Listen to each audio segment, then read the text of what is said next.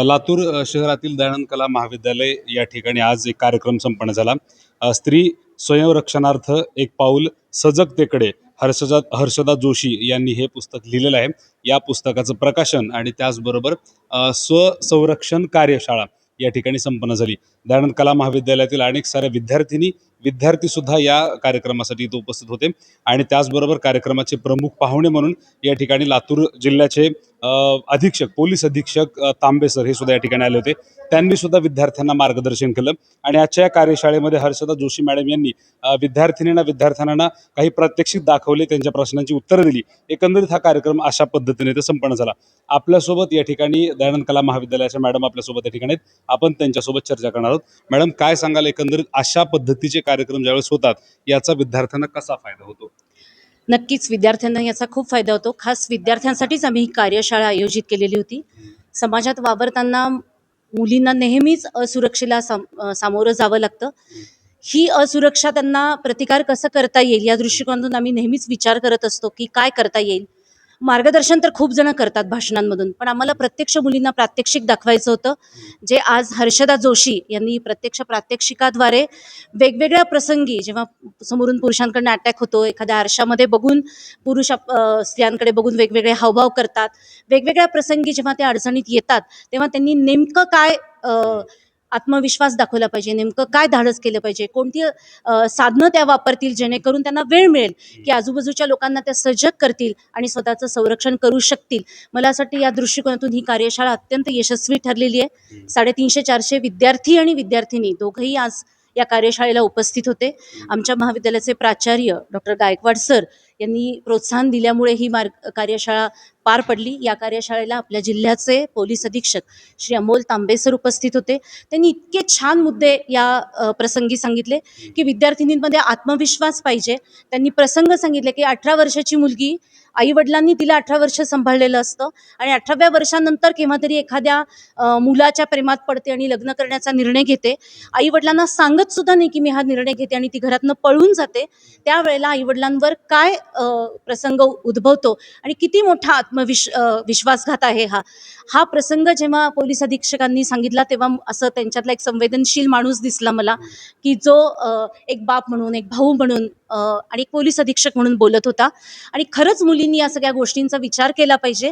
स्वसंरक्षण करणं म्हणजे कुठेतरी कराटे खेळणं, मारामारी करणं वगैरे नाही, तर आपण स्वतःमध्ये आत्मविश्वास निर्माण करणं, योग्य प्रसंगी योग्य ते धाडस दाखवणं आणि समाजामध्ये इतर कोणी अडचणीत असेल तर त्यावेळी उदासीनता न दर्शवता आपण काहीतरी सक्रिय तिथे प्रतिकार करणं आवश्यक असतं. मी धन्यवाद मानते हर्षदा पुराणिक यांचे, अंतर्गत तक्रार निवारण समितीच्या माझ्या सगळ्या सदस्य मैत्रिणी ज्यांनी हा कार्यक्रम यशस्वी करण्यासाठी पुढाकार घेतला. धन्यवाद. ठीक आहे, म्हणजे अशा पद्धतीचे कार्यक्रम हे विद्यार्थ्यांच्या विद्यार्थिनींच्या संरक्षणासाठी महत्त्वाचे आहेत. आपण बऱ्याचदा पाहतो की समाजामध्ये असे विषय सहजासहजी चर्चेले जात नाहीत किंवा त्याविषयी अशी खुली चर्चा होत नाही, परंतु महाविद्यालयाने या ठिकाणी पुढाकार घेतला आणि सुंदर असा कार्यक्रम आजच्या या ठिकाणी संपन्न झाला. आपल्यासोबत हर्षदा जोशी मॅडम आहेत, ज्या मागच्या अनेक वर्षांपासून या ठिकाणी अशा पद्धतीच्या कार्यशाळा घेतात, स्त्री संरक्षणाची किंवा आपण स्वसंरक्षण कार्यशाळा ज्याला म्हणतो. तर मुलींना विविध महाविद्यालय असतील, कॉलेज शाळेमधील मुलींना जागरूक करण्याचं ते काम करत असतात. मॅडम, काय सांगाल एकंदरीत आजच्या या कार्यशाळेमध्ये आपल्याला रिस्पॉन्स कसा वाटला आणि एकंदरीत काय सांगाल कार्यक्रम? दयानंद महाविद्यालयाच्या कला शाखेने आणि प्राचार्य शिवाजीराव गायकवाड आणि आमच्या उपप्राचार्या अंजली जोशी मॅडम यांच्या पुढाकाराने आणि पोलीस अधीक्षक माननीय अमोल तांबे सर या कार्यक्रमाला उपस्थित राहिले उद्घाटक म्हणून.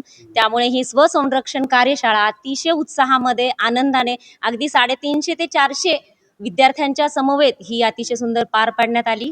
आणि स्वसंरक्षणाचा मुद्दा म्हणला की सगळ्यांना आधी वाटतं की मार्शल आर्ट किंवा कराटे यायला हवेत, पण याच्या व्यतिरिक्त मानसिक सक्षमीकरण विद्यार्थ्यांचं करणे, विद्यार्थिनींचं करणे हे जास्त अपेक्षित असतं. आणि या संदर्भामध्ये जे काही मुद्दे मुलींना शिकायला हवेत, समजायला हवेत, जे की शाळेच्या लेवलवर शिकवायला हवेत, तर ते सर्व मुद्दे आपण या पुस्तकामध्ये अंतर्भूत केलेले आहेत. आणि यामध्ये सर्वात महत्त्वाचा मुद्दा म्हणजे असा की यामध्ये जे काही कायदे आहेत, जे की मग पोस्को कायदा असू शकतो किंवा मुलींनी कोणत्या कायद्या अनुरूप तक्रार द्यायची, कुठे तक्रार करायची हे मुलींना माहीत नसते, भीतीपोटी त्या सांगत नाहीत.